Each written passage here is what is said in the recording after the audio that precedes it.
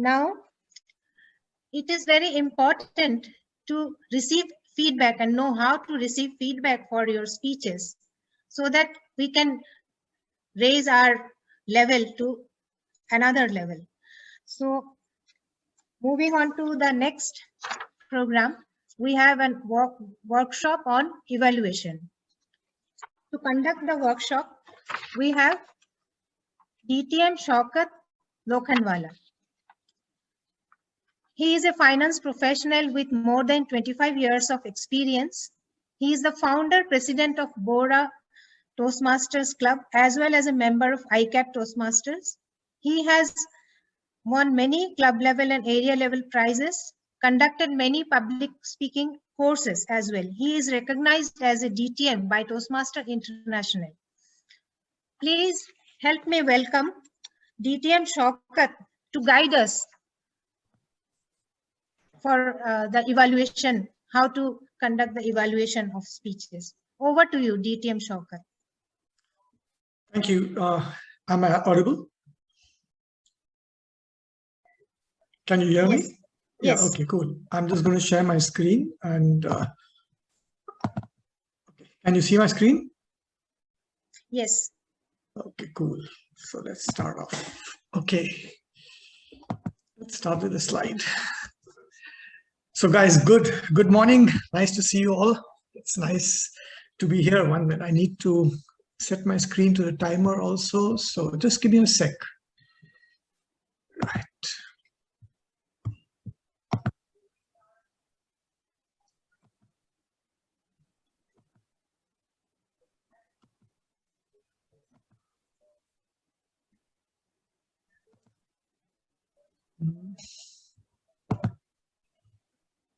Oh my God.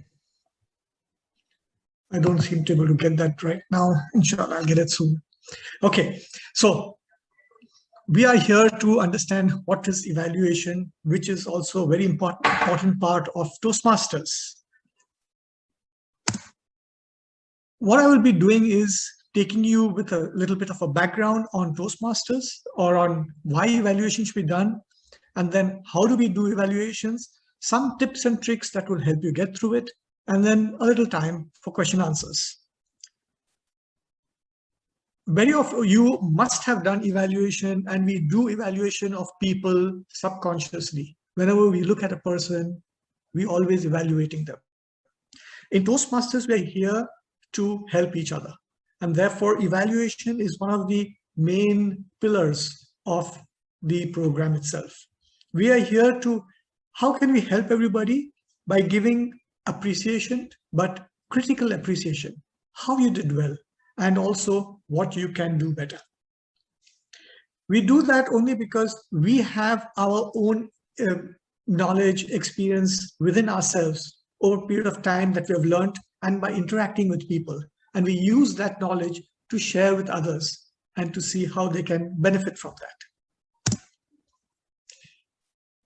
So there is a concept which we say that only the speaker gets a benefit from the evaluation of their speech, in as much that I'm a speaker, I'm being evaluated, so I get the benefit, yeah?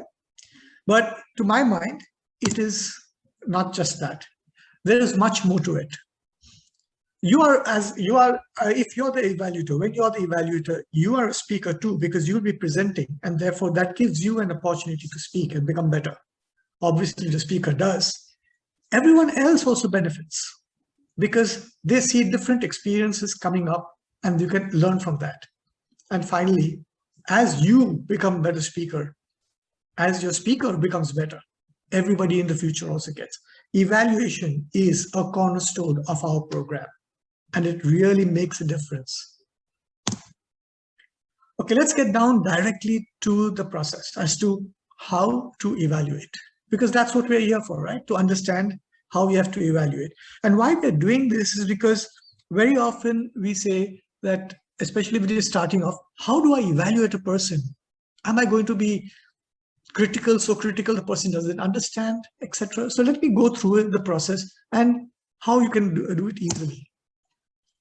We may feel that evaluation starts at when you go and you start seeing the person speak.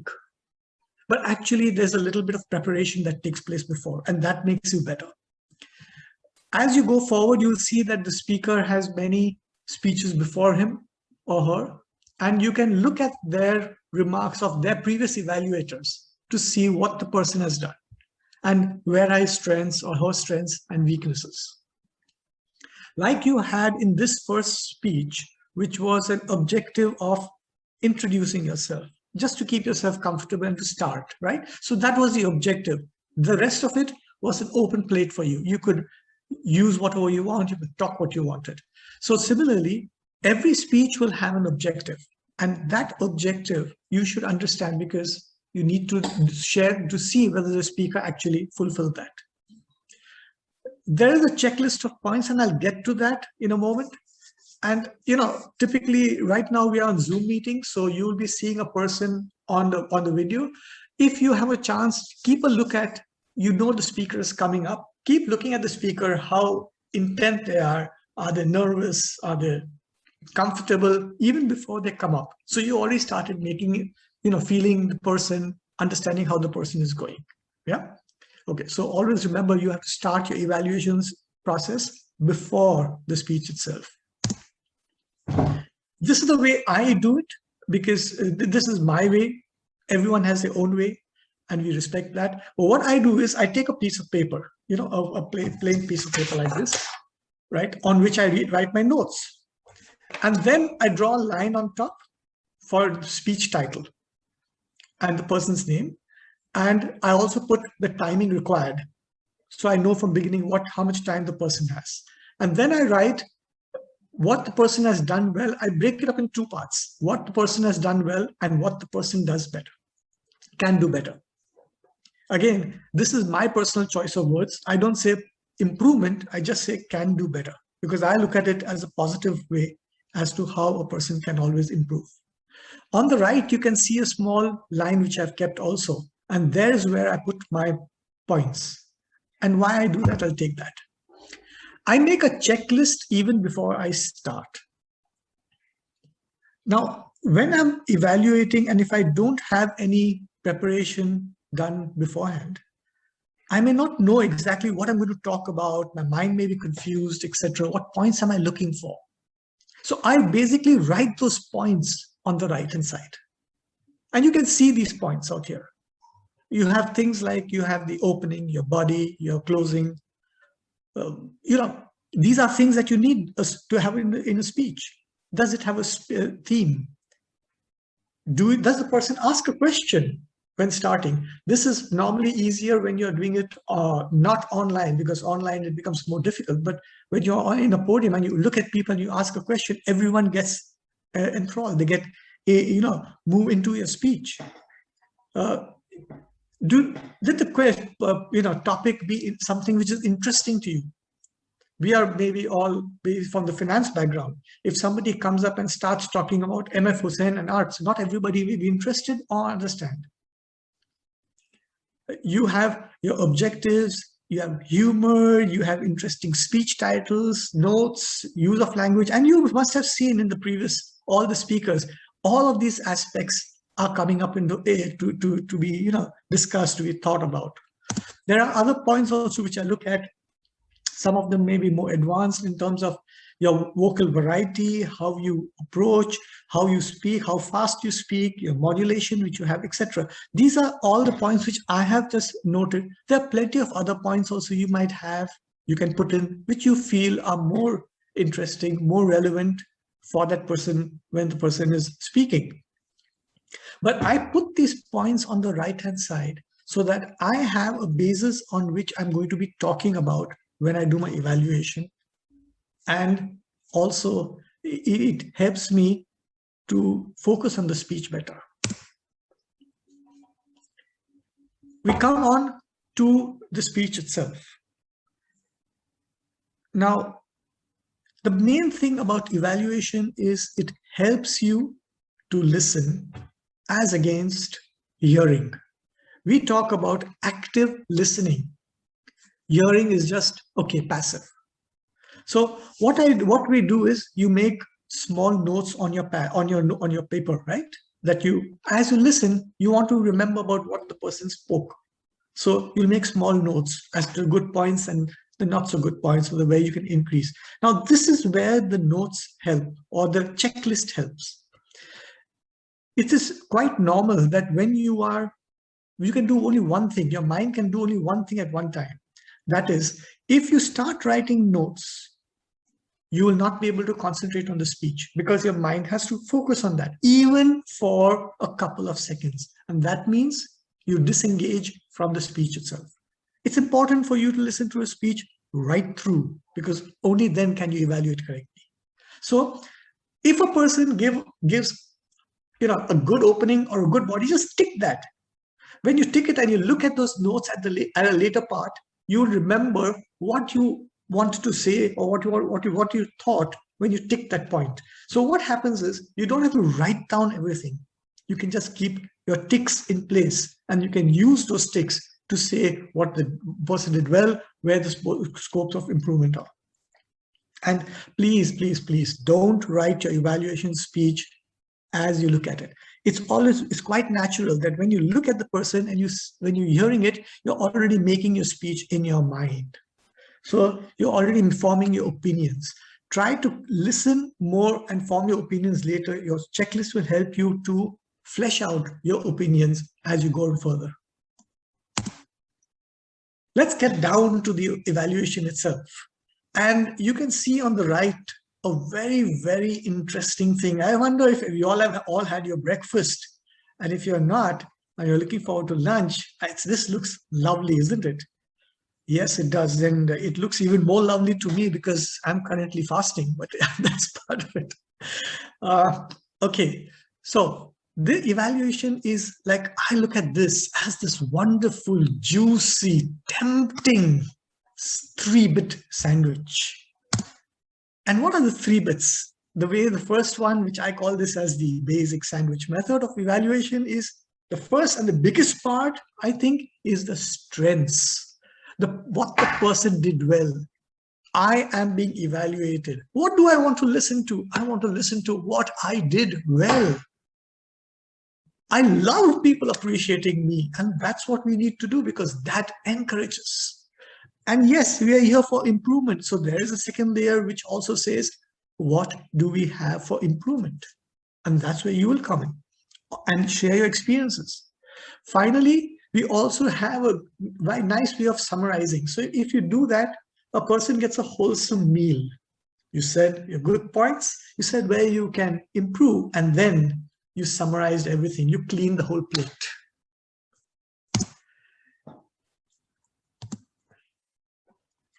Fine. Now, you get down to the actual evaluation part of it. How do you write it? When do you write it?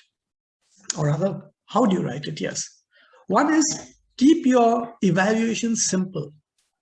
Remember, an evaluation speech is not about you. It is about sharing your experience. It's talking about the speaker. Very often people tend to think that they build their own personal stories into the evaluation, which is not required. What you need to do is share or give your feedback to the speaker. Oftentimes, people tend to think that we have to talk about what we heard. So we start parroting back what the person spoke in the speech. It is as if to say it's an evaluation of yourself as to how good your hearing was. It is actually a sharing of what you heard. So don't speak about everything about the speech. Speak about parts of what the person said in the speech as is relevant to your evaluation, not to your hearing. You have a checklist which I've given, so you can look at this checklist and definitely use those parts to fill up and to fill up your evaluation speech itself. Expand on that. Sometimes we tend to give a lot of points. That it tends to dilute the emphasis of your evaluation. So if you keep a few points, a few major points that you have, you can always be able to expand on that to share a more detailed part of your understanding of that part, for the strong points especially. Similarly, you must speak about the objectives of the speech and whether the person has fulfilled it. That's prime, and you should speak about that. And normally you will say, yes, he did it, and that's great. But you must speak about that. Remember that this is a personal story for yourself. It is your view. It's not necessarily that how I evaluate would be the same as is evaluated by somebody else. Everyone has a different view. Also, you have a paucity of time. You have a certain amount of only 3 minutes to speak in. You may have more to share, but you have to condense it in that. So therefore, you may miss out certain other points also. So please do say, this is my view. It is not a universal view. When the speaker receives something, they understand that it's specific to you. Very important is how we give it.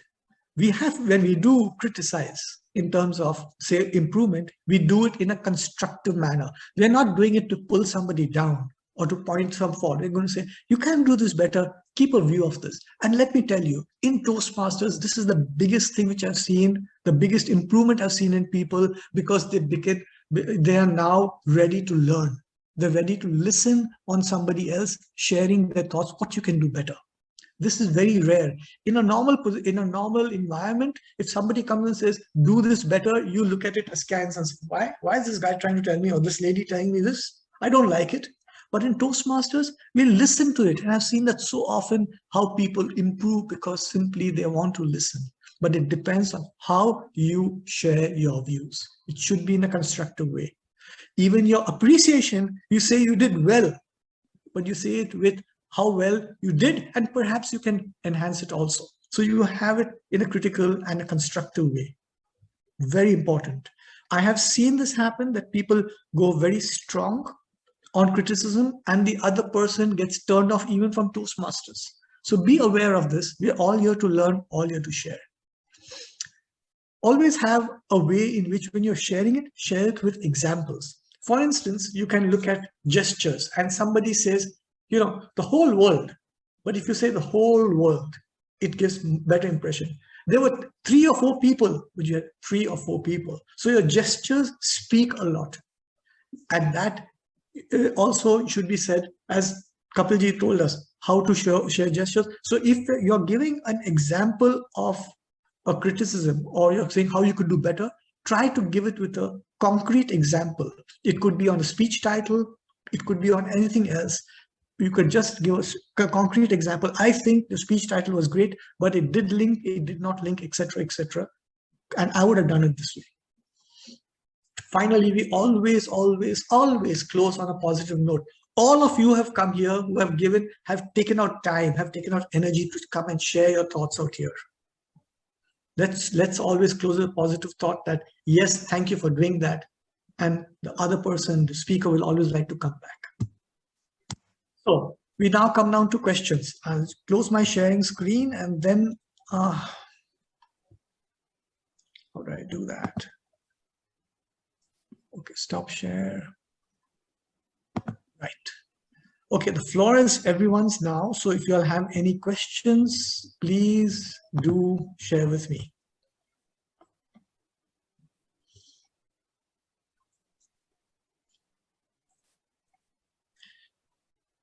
Great. I think everyone either has gone to sleep or they understand evaluation so well that I need to understand from them. Let me remind all the speech crafters, starting the next meeting, the next meeting afterwards, like the 3rd meeting onwards, all of you are supposed to do evaluations. So I leave it up to you whether you would like to take the help of Shaukat now or later. Floor is yours. Shaukat, you can evaluate the evaluators today. I think that's not exactly fair, because each one has a different way of evaluating, and we are not here to. And all the evaluators out here are seasoned Toastmasters, and we are here to help those who are starting off. So I think that's our focus. But in case I do find something, what I like to do sometimes is share with my thoughts on a personal level, even after the meeting, because Toastmasters is improving continually. So we can always do that, and not necessarily in a public forum. I think Ramit has something to say. Yeah, Shaukat sir, are you going to share the PDF which you have made so that we can just the checklist you have made so that we can follow it? Sure, no problem. I will pass it on to the coordinators and they can share it with you. Thank you so much. Yes, Ankur. Yeah, hi Shakat. I just wanted to understand basically all the points that you mentioned while evaluation are important. But do you like to give any weightage to any particular point, or be it like body language or voice modularity? Of course, content is very important. But would you like to give any weightage on each of the points that you mentioned? All right, Ankur, that's a good question to ask because people don't, we tend to say there's so many things that you would like to look at. What I would suggest is that take up a few basic points. Now, each person is in a different stage of their Toastmasters journey. Some people are a little more advanced. Some people are starting off. Some people come from a non-English background. Some people come with a different accent. So you cannot put a specific thing for each person. You have to look at the person and then see what the person requires. Certain points which I would look at are the few basic building blocks. A good opening, a strong opening, good body and closing. This is very important. How a person actually comes across the passion. I look at how a person comes along passionately, how they have a rounded personality, or they give humor, they give personal stories, etc., etc. All of these things are very important. One, like I find that when your person gives a personal story, we all get involved, and therefore the first series of speech which we have, we're all learning about somebody of their own experiences rather than something abstract. These are a few points which I look at, and which help me to formulate my speech. Does it help? Yeah, absolutely. Thanks. We are really fortunate out here also, actually, that we have in this panel out here one of the evaluators who is almost a very, very expert, I would say, because she has gone up to a division level. Toastmaster Suvita's out here. I think she would also give a lot of pointers maybe at some point of time, and you will have the benefit of listening to her evaluations, which are always very nice. Thank you, Shaukat. I have one question, sir. Shaukat. Yes, so Vicky. I'm very particular about grammar, so I just want to ask in that context, when we are evaluating someone's speech, sometimes as Indians, English is obviously not our first language. We always learn some other language, and then English is being taught in the school for a lot of people. So grammar becomes a lot of problem. So when people talk in English, we usually tend to make grammatical mistakes. Now, sometimes those mistakes are okay. I mean, they can be forgiven because the message goes across correctly. And also sometimes it kind of creates a humor. But is it good to, point out those things when we are evaluating? Because at some point of time, those things can matter. True, absolutely true. We are here for many reasons. One is that, and everybody again is in a different stage of their evolvement.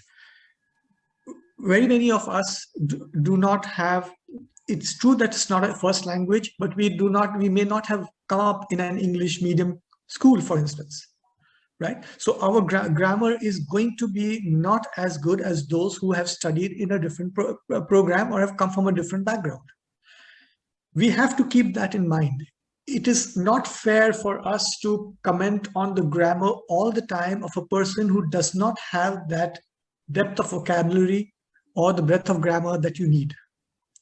But a grammarian, that's why we have a grammarian who will tend to share these parts. We are here first and foremost to try to improve our communication skills, which is to help to get our message across and to share with others.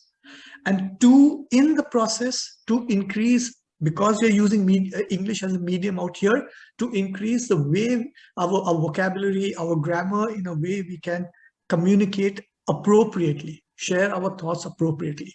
So again, depending on where the person comes from, you can share that. If a person has got a great depth of vocabulary and you still find issues, do mention that, because you can use that as a constructive. You have a great depth of vocabulary, but I would suggest that you use these words better. But if you're going to focus on a person who you know has got this basic background and you has this basic, issue, and you keep mentioning about it, the person may not be able to appreciate that perfectly, because they will say, yes, I know it, you're putting me down by pointing out a fault which is not my own, is deep. So make your choice as you want to say, do it, but generally a grammarian will take that role and do it better. Is that fair? Fair. Thank you. Okay, I'm unfortunately running out of time right now, so I would hand back control to Toastmaster Puspita. If you all do have any queries, you can put in the chat box directly to me or to everybody. I'll try to reply that as we go forward. All right, great. Have a great Toastmaster journey. Back to you, Toastmaster Puspita. Toastmaster Puspita, if you allow me to add on to what Shaukat says, Yes, in 30 seconds. Please go ahead. With gestures. I heard Ankur and Vicky and Shaukat Saab's basically accurate answer to that. Now, my point of view is that you should know what project one person is doing. What is the purpose of the speech during the Toastmaster journey? Not in the public life, but during the Toastmaster journey, you know which project a person is doing. Accordingly, take the criteria, whether the person fulfills the criteria. In Icebreaker, we do not expect you to be master of body language. If you are, that's a plus. But if you are not, it's okay. We do not expect you to be excellent in speaking or perfect in grammar. If you are, it's plus. But if you are not, there's nothing to laugh about. So this is how you should evaluate. You should know the person. When a person will be introduced, you will know what level of speech he is giving, what type of background somebody comes.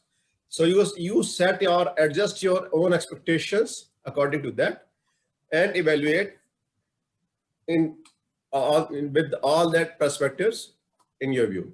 Thank you very much.